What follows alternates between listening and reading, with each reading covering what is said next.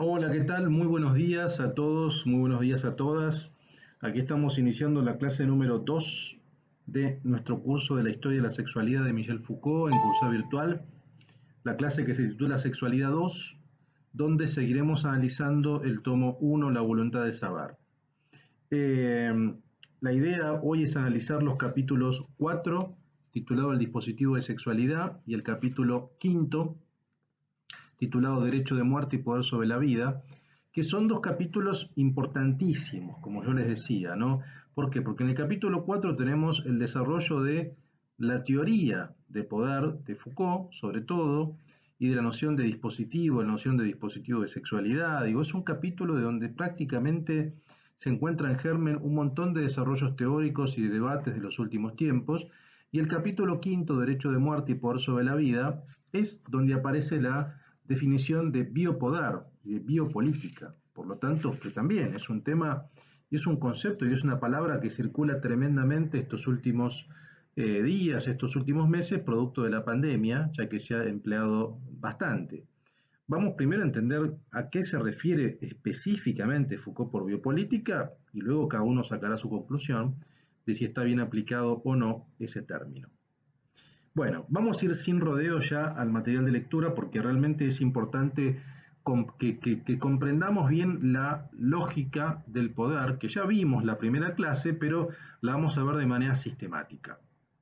El capítulo cuarto, hay una serie de apartados, ¿no?, de ese capítulo. Esos apartados Foucault los denomina de la siguiente manera, o de subpartes del capítulo cuarto. La primera se llama la apuesta, la segunda el método, la tercera el dominio y la cuarta la periodización, ¿no?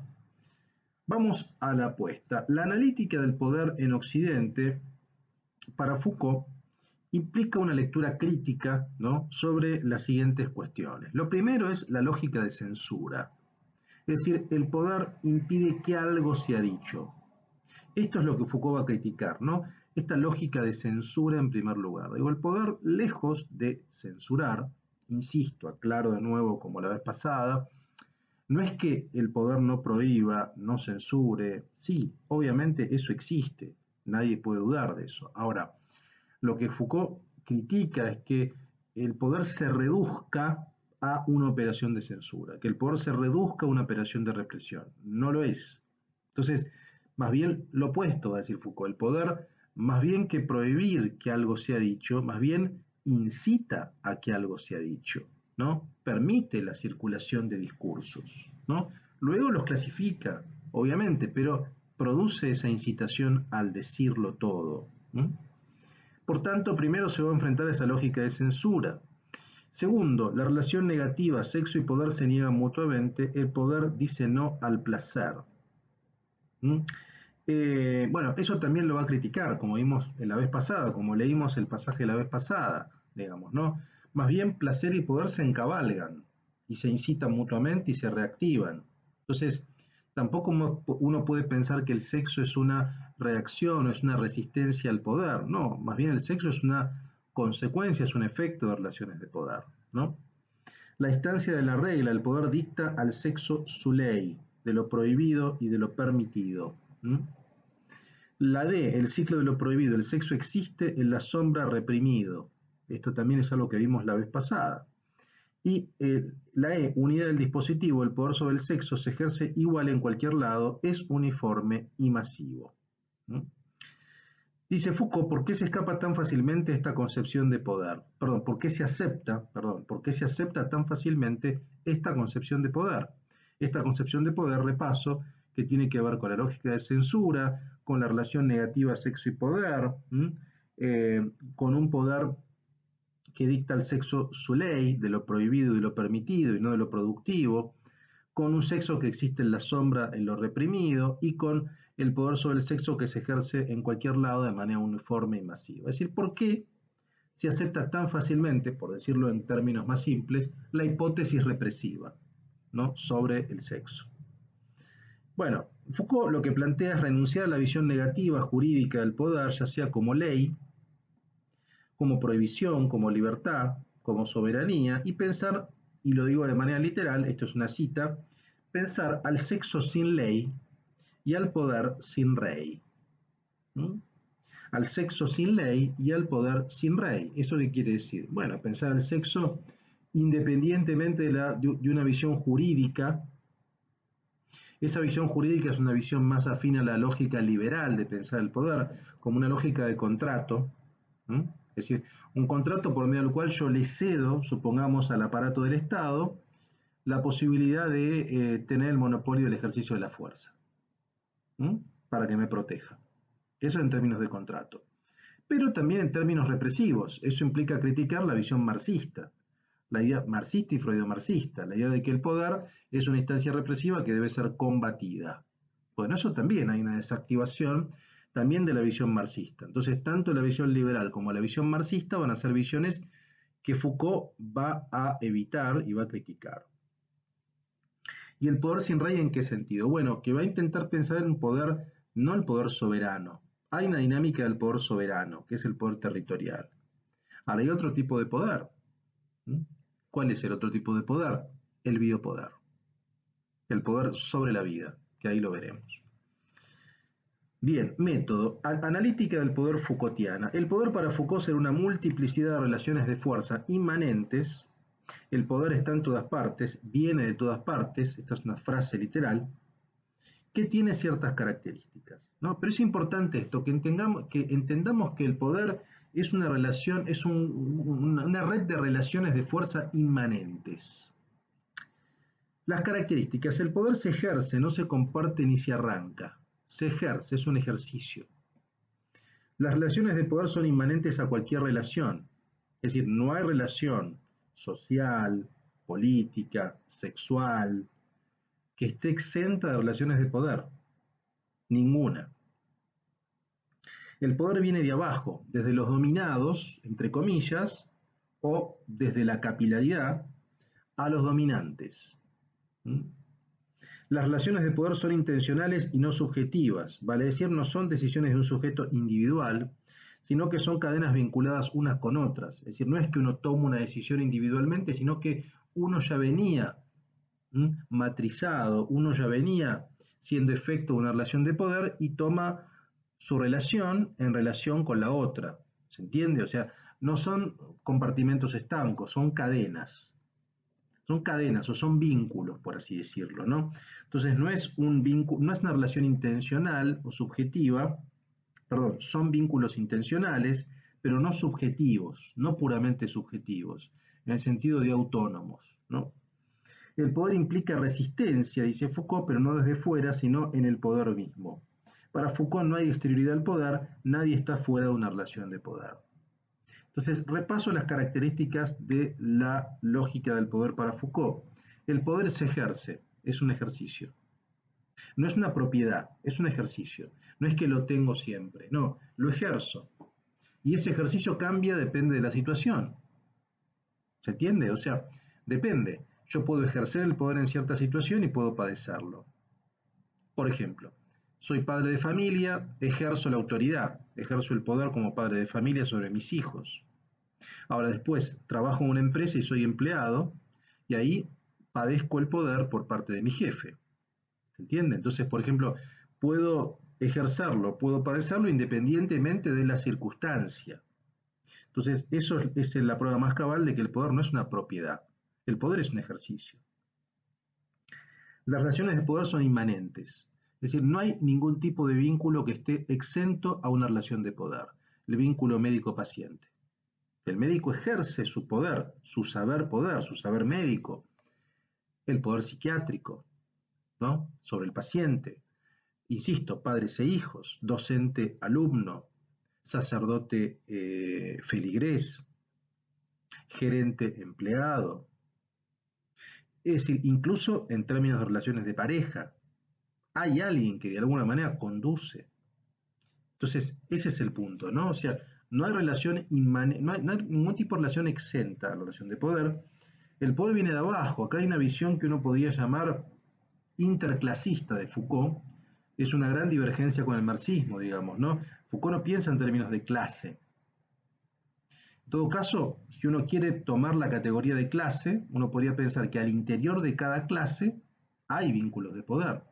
Pero no es que hay una clase que tiene todo el poder y sojuzga a otras clases. No es que la burguesía o que la nobleza antiguamente ejercía el poder sobre la burguesía o sobre el proletariado. No. En todo caso, bueno, si uno tiene una perspectiva marxista puede pensar que sí, pero Foucault diría, al interior de cada clase hay relaciones de poder internas, entre burgueses, entre nobles, entre proletarios, ¿no? Por eso dice que viene de abajo. Son intencionales y no subjetivas porque son cadenas, y la última, que es la más compleja, que hay poder, hay resistencia. Donde hay poder, hay resistencia. Bueno, eso quiere decir que en verdad la única forma de resistir el poder es desde el poder, no desde afuera. Afuera del poder no hay nada, no hay exterioridad del poder. ¿Mm? Esto va a ser un motivo de análisis de Foucault de sus próximos cursos en el Collège de France, sobre todo porque, bueno, era complejo cómo podemos resistir lo que nos constituye. Después Foucault, más adelante, en el año 78, 79, va a pensar en términos de gobierno. En verdad uno puede resistir el gobierno, que es un tipo de poder particular, ¿m? Y puede optar por otras formas de gobierno. Pero no quiero entrar en eso porque, nada, es un tema que no quiero irme de lo que estamos viendo ahora. Por ahora pensemos esto, ¿no? Estas características, y que la única forma de resistencia al poder es desde dentro, no desde afuera, porque afuera no hay nada. Bien, la parte del método. Reglas de poder y del sexo. Acá Foucault postula 4 reglas, que son las siguientes. La regla de inmanencia dice: si la sexualidad fue un dominio por conocer, fue porque las relaciones de poder la instituyeron como objeto. ¿No? O sea, estamos hablando de que el poder instituyó la necesidad del conocimiento de la sexualidad. La sexualidad tiene que ser objeto de conocimiento desde el punto de vista inmanente. ¿Mm? B. La regla de variaciones continuas. No buscar quién tiene y quién no el poder en la sexualidad, buscar las modificaciones. ¿Mm? Es un poco lo que decíamos con el ejemplo que yo daba. No quién lo tiene y quién no lo tiene, porque eso sería en términos de propiedad, sino ver las modificaciones, ¿no? Cómo se van modificando esas relaciones de poder. C. La regla de doble condicionamiento. El poder se apoya en estrategias precisas y en tácticas que las hacen funcionar. Es decir, hay un elemento estratégico y hay un elemento táctico, ¿no? Estrategias precisas, ¿no? Y tácticas que darían cuenta del funcionamiento de ese doble condicionamiento. Vale decir, el poder está doblemente condicionado, desde el punto de vista estratégico, ¿no? Desde lo macro, y desde el punto de vista táctico, desde lo micro. Hay un doble condicionamiento. Y la D, la regla de polivalencia táctica de los discursos. El sexo no es una proyección del mecanismo de poder. Es decir, no hay que, lo que está diciendo acá Foucault es que no hay que establecer de manera directa y de manera obvia, digamos, una proyección, ¿no?, del sexo en un vínculo de poder. Quiero decir, a ver, para ponerlo en otros términos, las prácticas sexuales, acá sí, las prácticas sexuales no son un reflejo, por ejemplo, de las prácticas sociales. ¿Mm? A ver, si una persona ejerce el poder, domina, es jefe, es conductor, desde el punto de vista activo, supongamos, en su vida social, no necesariamente tiene que ser así en las prácticas sexuales. Es decir, no hay un isomorfismo. Esto es importante, ¿por qué? Porque cuando veamos el tomo 2 y el tomo 3, vamos a ver que en el mundo griego y romano hay un isomorfismo muy fuerte entre lo público y lo privado, entre comillas, o entre la intimidad sexual y lo público. Es decir, una persona, un guerrero que era dominante, debía ser activo en su relación sexual. Había un isomorfismo sociosexual. Bueno, no, esto no es así según Foucault en la modernidad, digamos, ¿no? El sexo no es una proyección del mecanismo de poder de manera directa. ¿Mm? Hay relación de poder, pero no hay el mismo rol. ¿Mm? Y por último dice, perdón, no, estos serían los 4 elementos. La visión tradicional de poder, opuesta a la analítica Foucaultiana, sería la siguiente: ley versus objetivos, prohibido versus eficacia táctica, soberanía versus relaciones de fuerza móviles y múltiples, con efectos globales pero no estables ni dominantes, derecho versus estrategia. Es decir, Foucault estaría del lado de los objetivos, la eficacia táctica, relaciones móviles y la estrategia. ¿Mm? Bien. Y el cuarto punto, el cuarto punto sí dice lo siguiente Foucault. El sexo del dispositivo de saber-poder, de acuerdo a Foucault del siglo XVIII, se determinan 4 dominios donde vemos esto, ¿no? En este dispositivo de sexo o de saber-poder. En primer lugar, la histerización del cuerpo de la mujer, que es leída en términos de saturada de sexualidad. En segundo lugar, la pedagogización del sexo en el niño, la campaña contra la masturbación que les comentaba la clase pasada. En tercer lugar, la socialización de la procreación, la reproducción. En cuarto lugar, la psiquiatrización del placer, perversión patologizado, o sea, la multiplicación de la taxonomía de las perversiones en los manuales. La sexualidad, por tanto, dice Foucault, es un dispositivo, así como el matrimonio es un dispositivo de alianza con reglas de lo permitido y lo prohibido. Bueno, estas definiciones Foucault las da de manera muy clara cuando dice que hay dos tipos de dispositivos, el dispositivo de sexualidad y el dispositivo de alianza. El dispositivo de alianza es el dispositivo matrimonial, es la conjugalización de las relaciones sexuales o una pareja monógama, heterosexual, con finalidad reproductiva. El dispositivo de sexualidad es algo más amplio, porque tiene que ver no solo con la alianza. Uno puede decir que la alianza es la forma lícita, pero por otra parte hay otro tipo de expresiones que el dispositivo de sexualidad también define por la negativa, por default, por lo que no es lícito. Les leo el concepto de dispositivo porque es importante, se los comenté, pero se los leo bien esta clase.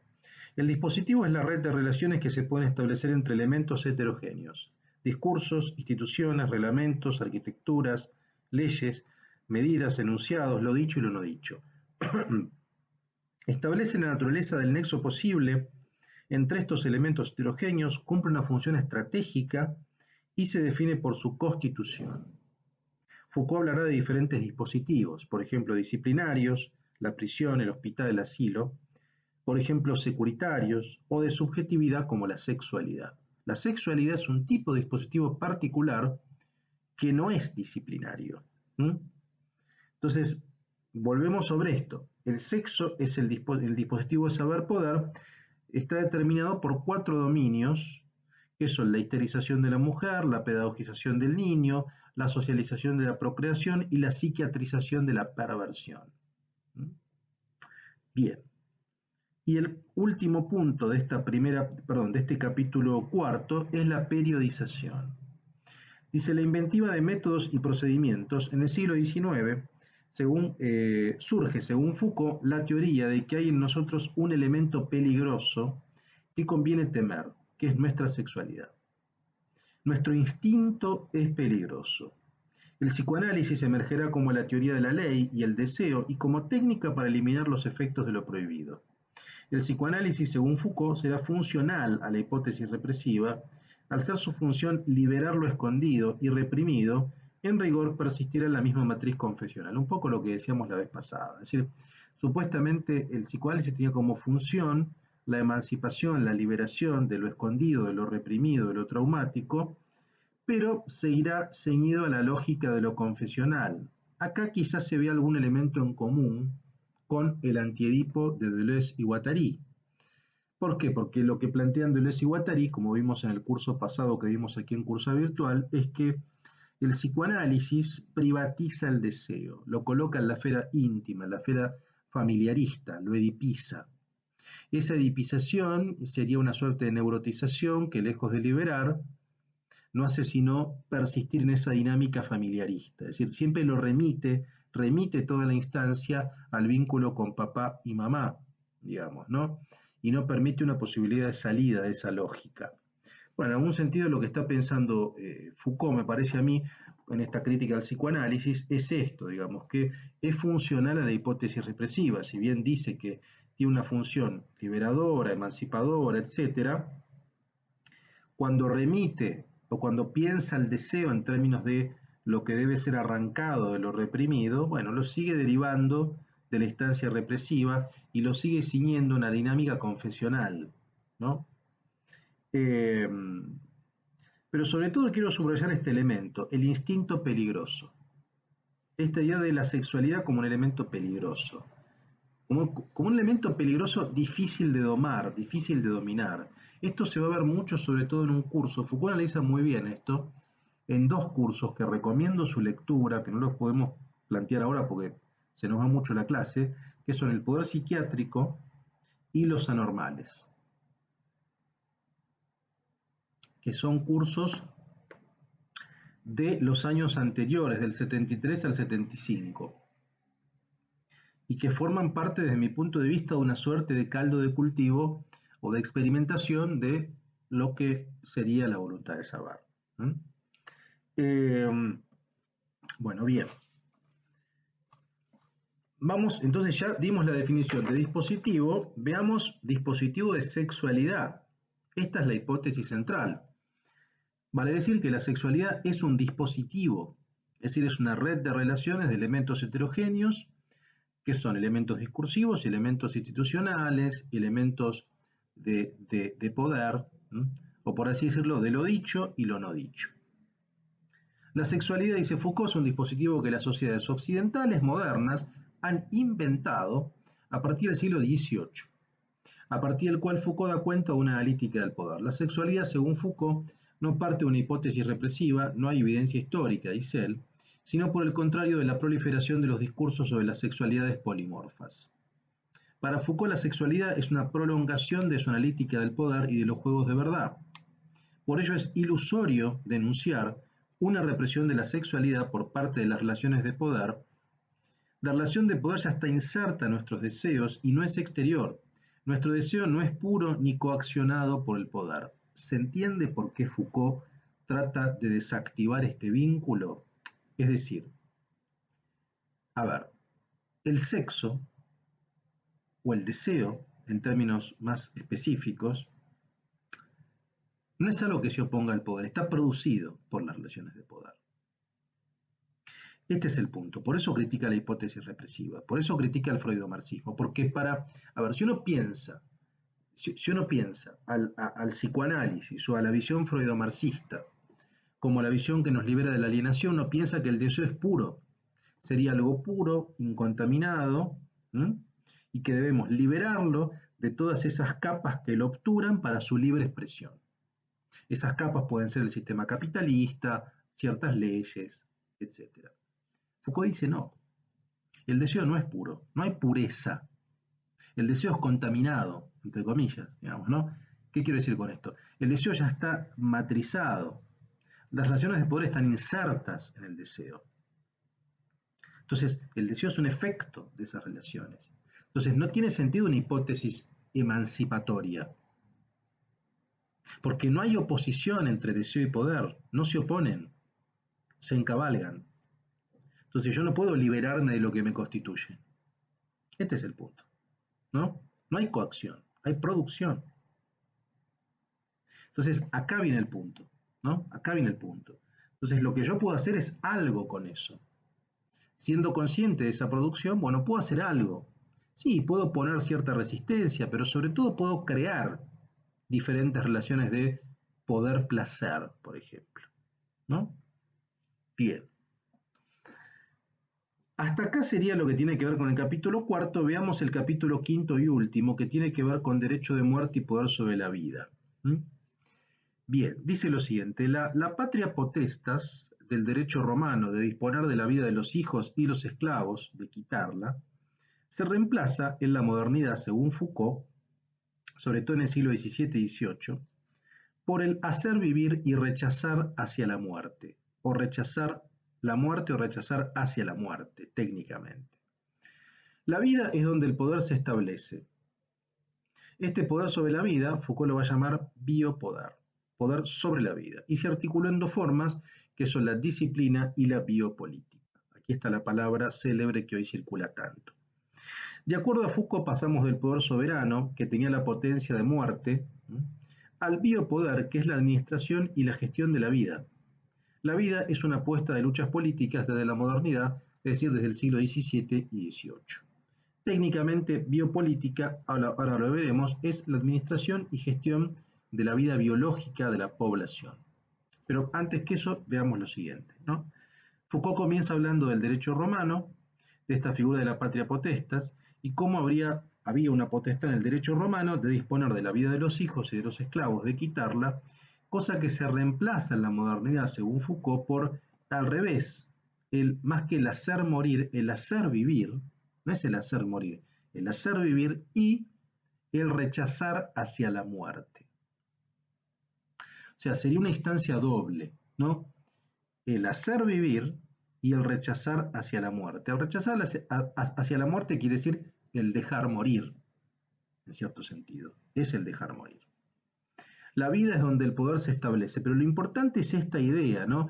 Que la vida es donde el poder se establece. La vida, en términos biológicos, se convierte en un campo de batalla, de luchas, a partir de la modernidad. ¿Eso qué quiere decir? ¿Qué es la vida en términos biológicos? Bueno, los procesos biológicos, la natalidad, la mortalidad, las enfermedades, la reproducción, la higiene pública, las epidemias, las pandemias, las enfermedades, lo que tiene que ver con la salud reproductiva, el aborto. Estamos hablando de todos estos problemas, que son problemas de una actualidad absoluta, digamos, ¿no? Entonces, pero primero entendamos básicamente que la vida es donde el poder se establece y que a este poder sobre la vida, Foucault lo llama biopoder, y que a su vez tiene dos partes o dos modalidades. La primera es la disciplina. ¿Qué es la disciplina? Es un conjunto de técnicas por las cuales los sistemas de poder tienen por objetivo y resultado la singularización de los individuos. La disciplina se desarrolla a través de la normalización de los cuerpos y las conductas, el aumento de aptitudes, es decir, hacer los cuerpos productivos, los cuerpos fuertes, los cuerpos sanos, bueno, indudablemente para ser insertos en un esquema de tipo capitalista, productor. Es una técnica que comienza en las órdenes monásticas y se extiende hasta el siglo XVII. La disciplina, dice Foucault, es una anátomo-política del cuerpo humano y su individualidad. Anátomo-política. Lo fundamental es que la disciplina busca la singularización de los cuerpos individuales y se desarrolla por medio de la normalización de las conductas y el aumento de aptitudes. Una institución disciplinaria es la prisión, otra es la escuela, por ejemplo, donde esto se ve, digamos, ¿no? Los cuerpos van a ser matrizados incluso en cómo se mueven, cómo caminan, cómo se comportan. Se van a establecer regularidades y horarios, a qué hora se levantan, cuándo se almuerzan. Bueno, todo eso forma parte de una disciplinarización de los cuerpos, ¿no? Implica una formación de hábitos productivos. Esto en la prisión se ve muy bien, digamos, ¿no? Pero también en la escuela. Recordemos cuando uno tenía que tomar fila, caminar de cierta manera, tener el pelo corto. Bueno, son todas técnicas de disciplinarización de los cuerpos y las conductas. Y por otra parte, la otra modalidad del biopoder es la biopolítica. La biopolítica, dice Foucault, es un conjunto de mecanismos por los cuales la especie humana, ya no el cuerpo individual, la especie humana, en términos biológicos, ingresa dentro de la política. Es un poder que administra, gestiona y regula la vida biológica de la población. De la población, no del individuo particular, de la población. La biopolítica es una política sobre el cuerpo humano como especie, cuyos soportes son procesos biológicos, el nacimiento, la mortalidad, la salud, la duración de la vida, la sexualidad. Esta comienza un siglo después que la disciplina en el siglo XVIII. La disciplina comienza en el XVII, probablemente con el surgimiento de la prisión y de los códigos penales, y la biopolítica en el siglo XVIII, indudablemente con el surgimiento de los estados-nación. Es decir, la necesidad de administrar y de gestionar la vida biológica de la población se da porque hay naciones que tienen poblaciones a su cargo, y esas poblaciones deben ser administradas en términos biológicos, ¿no? Porque esas poblaciones van a tener problemas de enfermedades, van a tener poblaciones esas poblaciones van a tener problemas de trabajo, de convivencia, de hacinamiento, y todo eso tiene que ser administrado. Por lo tanto, la biopolítica se dedica a eso, digamos, ¿no? A la gestión de la especie humana en términos biológicos, ¿no? Bien. A esto Foucault lo va a llamar, dice, una nueva economía de cuerpos-placeres. En la modernidad se inventa, según Foucault, el dispositivo de sexualidad que nos hace creer que nuestra liberación consiste en confesar nuestro secreto y nuestra verdad oculta.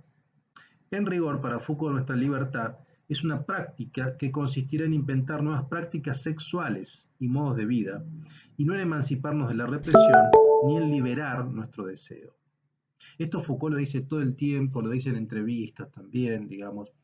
Dice, no hay que pensar en términos de deseo y de liberación. Hay que pensar en términos de creación de placeres. Si pensamos en términos de creación de placeres, quizá el deseo continúe. ¿Mm? Entonces, a Foucault incluso le interesa más la palabra placer, por algo titula el tomo 2 El uso de los placeres, que la palabra deseo. Y el término placer es un término bastante desprestigiado, o es un término dejado de lado, por ejemplo, por el campo psicoanalítico, ¿no? Por la psiquiatría.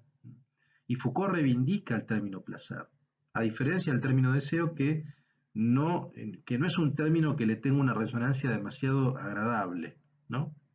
Pero sobre todo, y vuelvo con esto y cierro mi material de lectura, el dispositivo de sexualidad dice, nos hace creer que nuestra liberación consiste en la confesión del secreto. Cuando lejos de liberarnos, eso no hace sino asegurarnos, ¿no? En una dinámica que no es de ninguna manera liberadora, ¿no? Porque el deseo está matrizado, está inserto en relaciones de poder, es un efecto, ¿no? Bien.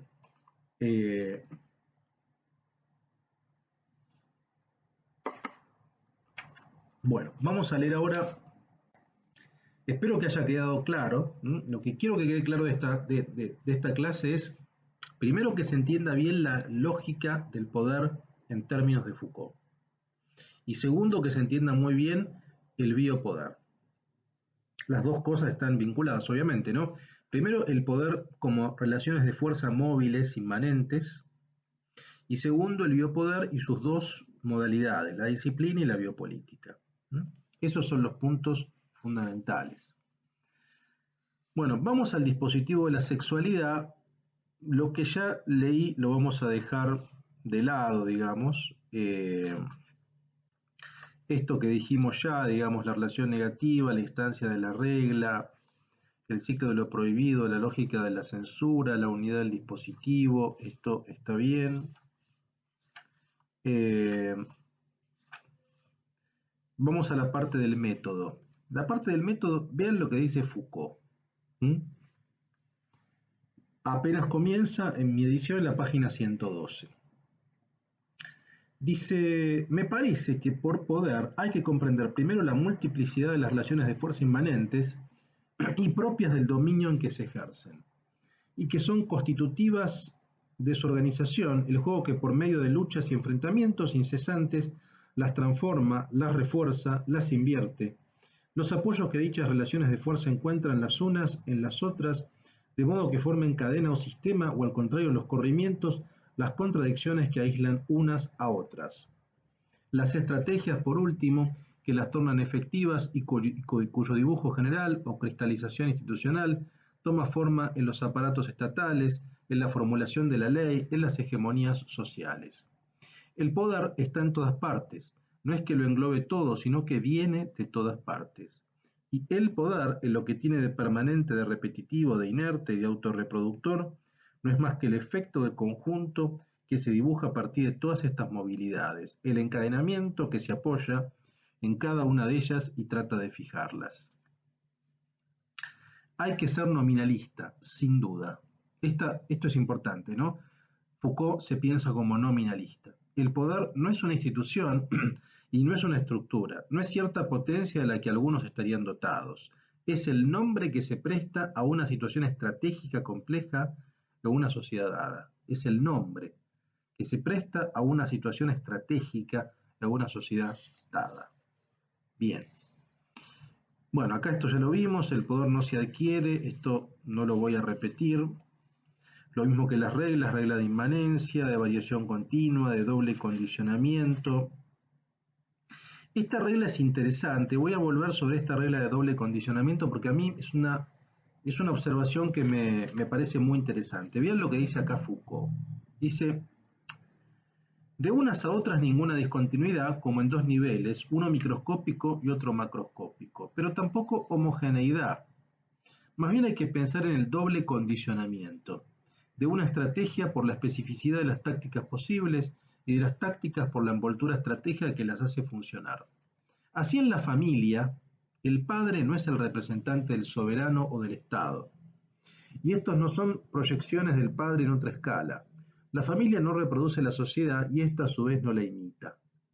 Pero el dispositivo familiar, precisamente en lo que tenía de insular y heteromorfo respecto de los mecanismos de poder, sirvió de soporte a las grandes maniobras para el control malthusiano de natalidad, etcétera, etcétera. Pero ¿se entiende esto?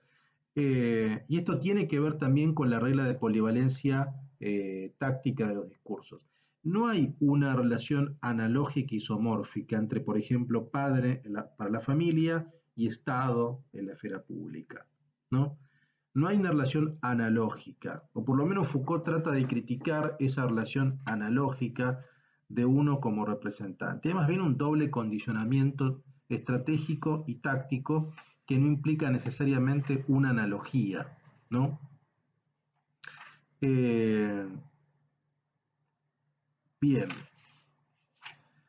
vamos a pasar la parte de dominio también con la esterilización, la psiquiatrización, el dispositivo de alianza. Esto me parece que queda claro. Vamos a pasarlo. La parte de periodización me parece que también quedó clara. Vamos a ir directamente el capítulo quinto de derecho de muerte, ¿no? Vamos a la parte del capítulo quinto de derecho de muerte, porque quiero leerles bien específicamente cómo Foucault plantea esta expresión, ¿no? En la página 167 de mi edición, ¿no? Dice, podría decirse que el viejo derecho de hacer morir o dejar vivir, esto en el mundo de la patria potestas, ¿no?, fue reemplazado por el poder de hacer vivir y rechazar hacia la muerte. ¿Mm? Quizás se explique así esa descalificación de la muerte señalada por la reciente caída en desuso de los rituales que la acompañan. El cuidado puesto en esquivar la muerte está ligado menos a una nueva angustia que la tornaría insoportable para nuestras sociedades que el hecho de que los procedimientos de poder no han dejado de apartarse de ella. O sea, la muerte quedaría dejada de lado producto de que el poder se alejó de ella. Ahora es en la vida y a lo largo de su desarrollo donde el poder establece su fuerza.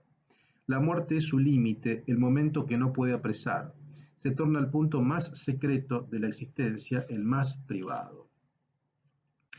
Bueno, luego viene la definición de anatomopolítica y de biopolítica de la población. Es importante dar cuenta de esto, ¿no?, que la biopolítica es sobre la población, mientras que la disciplina es sobre el cuerpo individual, singularizado. ¿No? Podríamos decir que la disciplina es una modalidad del biopoder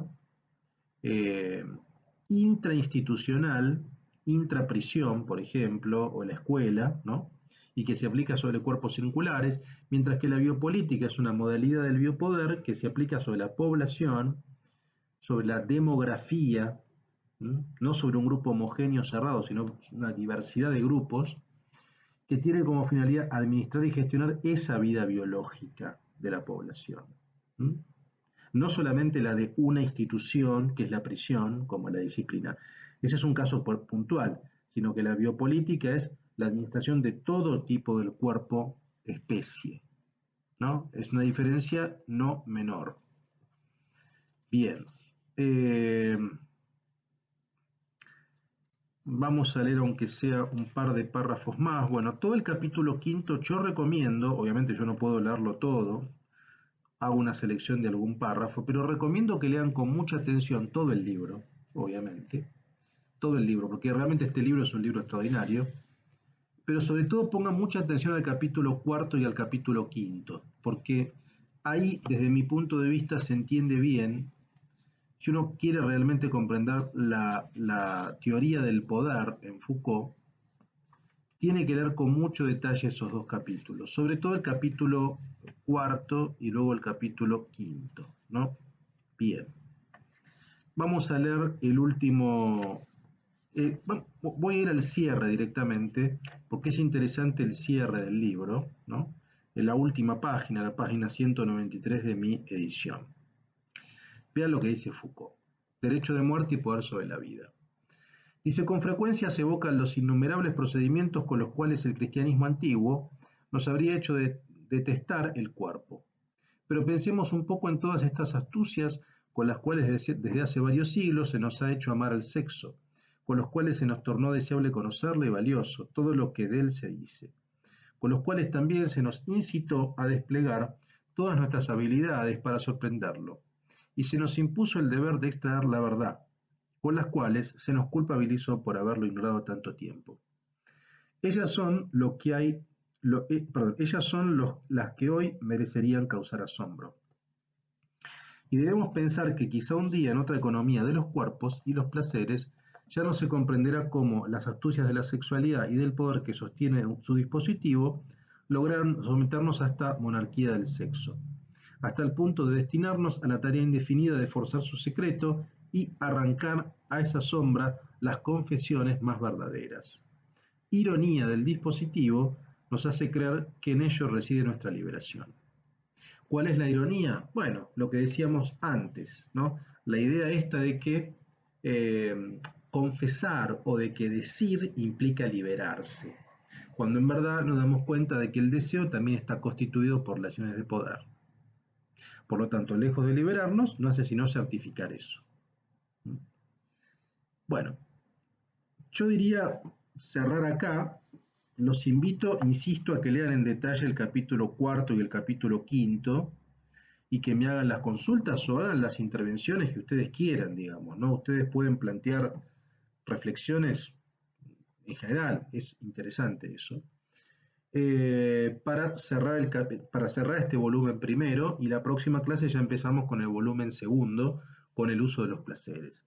Una aclaración que es interesante, se ha publicado recientemente, hace un mes, menos de un mes, dos cursos de Foucault en siglo XXI, por ahora en formato virtual, que se llaman La sexualidad y El discurso de la sexualidad. Se trata de cursos que Foucault dio en la Universidad de Clermont-Ferrand y en la Universidad de Vincennes. Si mal no recuerdo, uno es un curso de 1969 en Vincennes y otro es un curso en Clermont-Ferrand en 1964. Que se pueden leer o podemos comprenderlos como el volumen cero de la historia de la sexualidad o como la precuela, como lo previo, ¿no? A este volumen, el 1. Porque es el primer momento donde Foucault trabaja de manera sistemática en su obra lo que después sería el dispositivo de sexualidad o lo que después sería la experiencia o la genealogía del hombre de deseo. Así que yo no puedo tratar ese texto ahora porque se sale de programa, digamos, pero recomiendo que lo lean, ¿no? Recomiendo que lean La sexualidad y El discurso de la sexualidad, que están editados en un volumen, por ahora digital, por siglo XXI, porque me parece que va a ser una gran ayuda, ¿no? Foucault habla en esos textos, en esos cursos, de, por ejemplo, las utopías sexuales, ya debate ya con el freudomarxismo, ya está debatiendo con el freudomarxismo, así que es una buena recomendación para solidificar el primer volumen, sumar ese volumen, entre comillas, cero de la sexualidad y el discurso de la sexualidad, ¿no? Bueno, vamos a dejar acá y seguimos la clase tercera ya con el uso de los placeres y, insisto, recibo todo tipo de intervenciones en el foro clases. Les mando un gran abrazo a todos y a todas.